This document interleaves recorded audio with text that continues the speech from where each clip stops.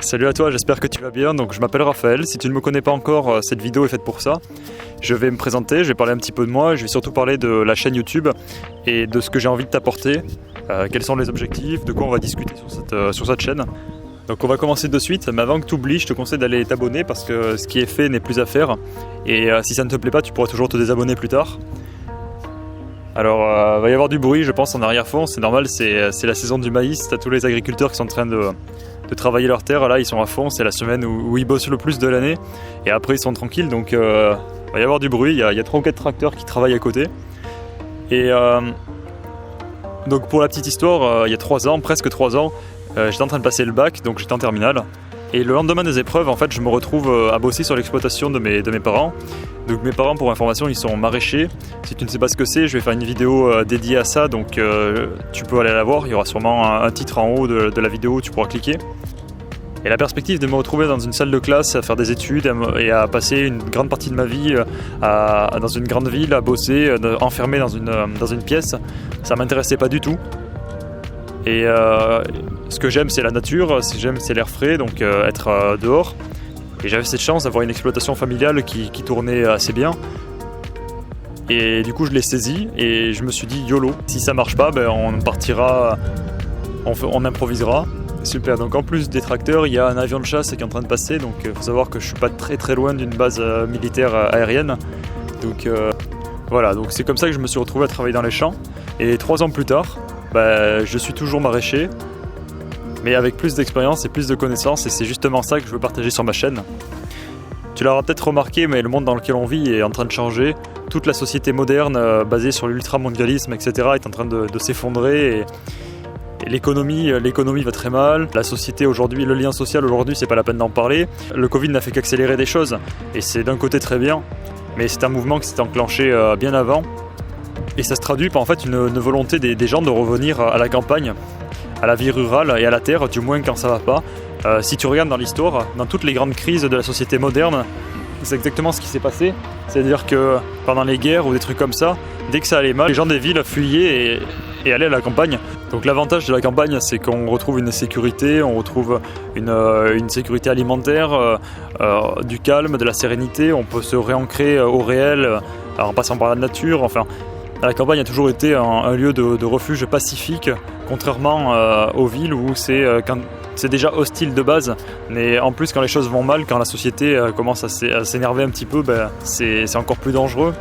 Mais le souci, c'est que même ici, la société moderne s'est implantée partout avec la grande industrie de consommation, la grande surface. Si tu vas acheter des légumes, tu manges des trucs qui sont dégueulasses, qui valent souvent cher et qui viennent essentiellement de l'étranger, d'Espagne et parfois même hors Europe. En alternative à ça, il y a le bio évidemment, mais c'est le même souci. Beaucoup de bio est importé de l'étranger.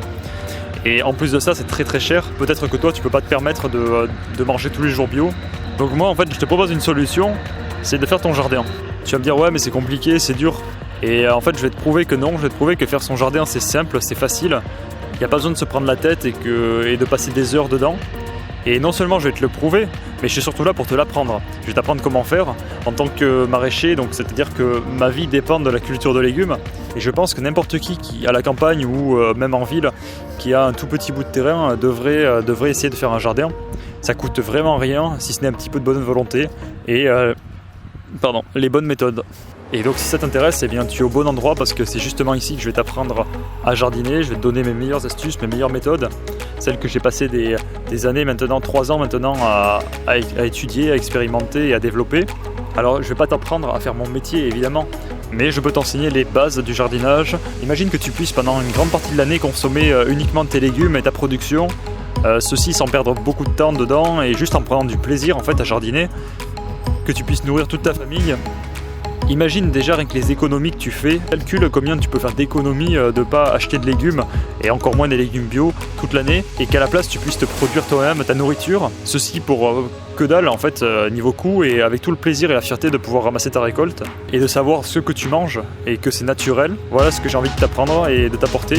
Alors on parlera pas que de ça sur ma chaîne, je vais aborder des thématiques plus larges et plus vastes comme l'agriculture, comme l'écologie, comme la nature, comme l'environnement.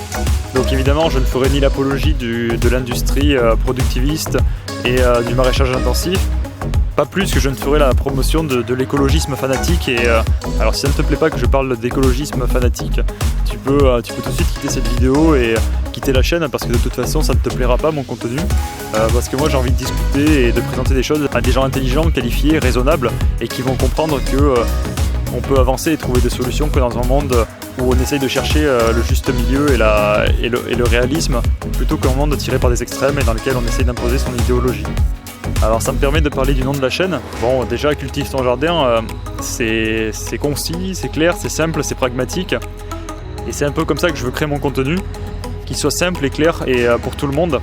Mais c'est aussi une allusion, si tu as la référence, à Voltaire. Alors Voltaire, c'est pas mon philosophe préféré, loin de là. Mais j'aime beaucoup Candide, et que tu as sûrement étudié au collège ou au lycée. Il a écrit à 60 ans, donc après des décennies de recherche sur le bonheur, de réflexion sur le bonheur.